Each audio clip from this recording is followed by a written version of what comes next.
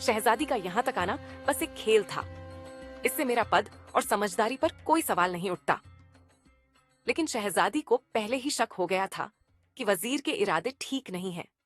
उसने राजा से कहा, पिताजी, अगर आपको लगता है कि यह वजीर इंसाफ और समझदारी का मालिक है, तो उसे एक सवाल का जवाब देने दीजिए। राजा मान गया। शहजादी ने वजीर से पूछा, एक राजा के लिए सबसे महत्वपूर्ण क्या है, ताकत, दौलत या इंसाफ? वजीर उलझ गया और तुरंत उत्तर दिया, ताकत, क्योंकि ताकत के बिना राजा कुछ नहीं कर सकता।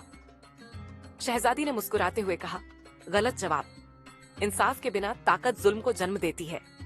एक सच्चा राजा अपनी ताकत और दौलत का इस्तेमाल लोगों को खुश करने के लिए करता है। राजा ने यह जवाब सुना और समझ गया कि शहजादी ने जो कहा वह सही था। उसने तुरंत वजीर को दरबार से निकाल दिया और कहा, जो इंसान न्याय और समझदारी के महत्व को नहीं समझता, वह मेरे लोगों की जिम्मेदारी नहीं ले सकता।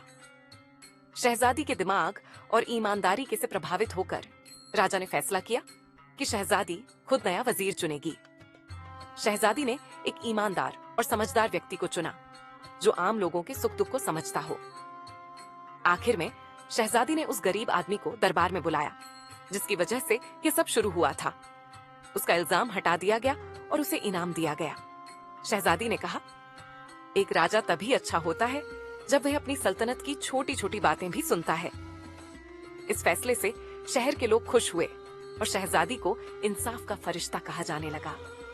शहजादी के दिमाग और नीति की मिसाल दी जाने लगी और राजा ने शहजादी को अपना सबसे बड़ा सलाहकार बना लिया।